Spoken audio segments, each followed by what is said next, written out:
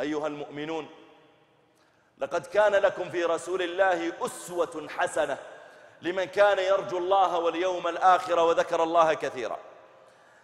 الاقتداء بالنبي صلى الله عليه وسلم لا يكون فقط أن تصلي كما كان يصلي، أو أن تصوم كما كان يصوم، أو أن تحج وتعتمر كما كان يفعل عليه الصلاة والسلام.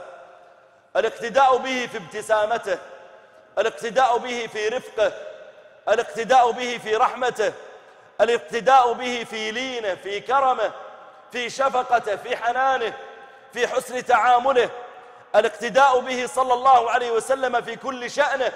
ولذلك جعل الله تعالى الرسل من البشر ليصح الاقتداء بهم، ولو شاء الله تعالى لجعلهم ملائكة، لكن الناس لا يستطيعون أن يقتدوا بملك ليس منهم، فلا يأكل كأكلهم ولا يشرب ولا ينكح ولا يتزوج، وإنما يقتدون ببشر، فجعل الله تعالى الرسل من البشر ليقتدي الناس بهم.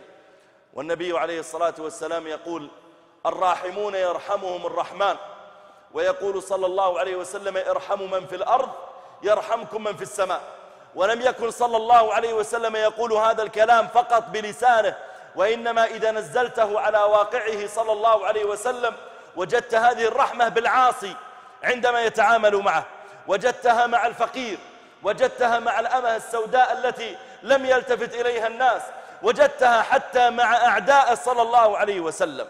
لقد كان لكم في رسول الله أسوة حسنة لمن كان يرجو الله واليوم الآخر.